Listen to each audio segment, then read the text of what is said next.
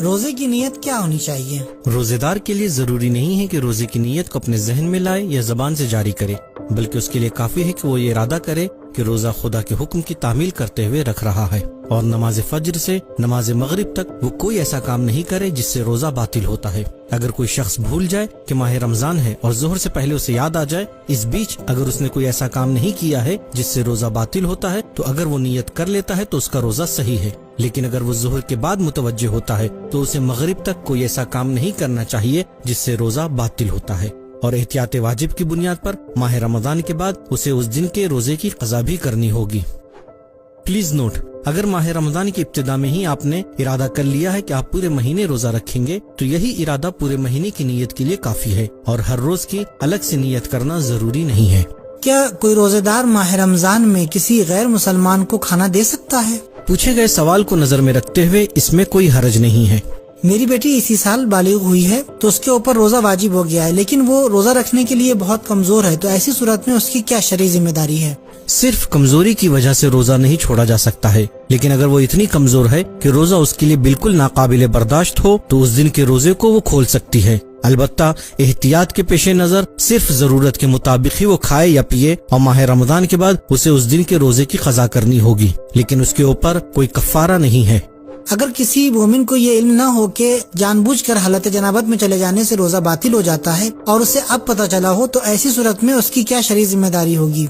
اس پر لازم ہے کہ ان روزوں کی قضا کرے، اور جب تک اسے اس بات کا علم نہیں تھا کہ حالت جنابت میں جانے سے روزہ باطل ہو جاتا ہے، اس پر کوئی کفارہ نہیں ہے۔ اگر کسی روزہ دار کو نیند کی حالت میں احتلام ہو جاتا ہے یا منی خارج ہو جاتی ہے تو کیا اس کا روزہ صحیح ہوگا؟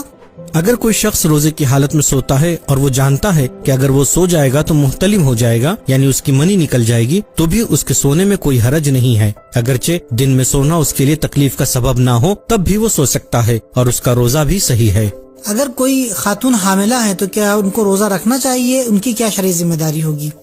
پریگننسی کے آخری مرحلے میں حاملہ عورت پر روزہ واجب نہیں ہے اگر اس کے لیے یا اس کے بچے کے لیے نقصان یا ضرر کا سبب ہو، اور ہر دن کے بدلے اسے 1 مد یعنی 750 گرام اناج فقیر کو دینا ہوگا، اور بعد میں اسے چھٹے ہوئے روزوں کی قضا بھی کرنی ہوگی۔ اور اگر پریگننسی کا آخری اسٹیج نہ ہو لیکن روزہ اس کے لیے نقصان کا سبب ہو یا ناقابل برداشت ہو تو روزہ اس پر واجب نہیں ہے، اور ماہ رمضان کے بعد اسے چھٹے ہوئے روزوں کی قضا کرنی ہوگی، اور اس پر کوئی کفارہ بھی نہیں ہے۔ دونوں ہی صورتوں میں اگر اگلے ماہ رمضان تک وہ چھٹے ہوئے روزوں کی قضا نہ کر سکے تو احتیاط واجب کی بنیاد پر اسے ہر دن کے بدلے ایک اور کفارہ یعنی 750 گرام اناج فقیر کو دینا ہوگا۔ کیا پیریڈز کی حالت میں خواتین 7 آیتوں سے زیادہ کی تلاوت کر سکتی ہیں؟ پیریڈز کی حالت میں قرآن مجید کی 7 آیتوں سے زیادہ پڑھنے میں کوئی حرج نہیں ہے، اور بعض فقہا کے نزدیک 7 آیتوں سے زیادہ پڑھنا مکروہ ہے، جس کا مطلب یہ ہے کہ اس تلاوت کا ثواب کم ہے، اور منتھلی پیریڈز کے دنوں میں قرآن کے 4 واجب سجدوں والی آیتوں کا پڑھنا حرام ہے۔ واجب سجدوں والی آیتیں یہ ہیں: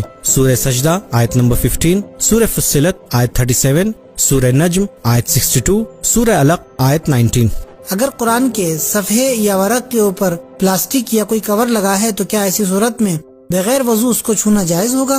اگر قرآن کے اوپر گلاس یا ہلکی پلاسٹک یا کوئی چاندی کا ورق وغیرہ ہو اور قرآن کے حروف اس کے نیچے سے ظاہر ہوں تو بغیر وضو کے اس کو چھونے میں کوئی حرج نہیں ہے۔ پلیز نوٹ، عورتیں پیریڈز کے زمانے میں بھی اس طرح کے قرآن کو چھو سکتی ہیں، مثال کے طور پر قرآن موبائل یا کسی دوسری ٹچ اسکرین پر ہو۔ اللہ آپ تمام مومن و مومنات کی عبادتوں کو قبول فرمائے، اور اس مشکل کی گھڑی میں ہم دعا کرتے ہیں کہ اللہ جلد از جلد اس مشکل سے انسانیت کو نجات عطا کرے۔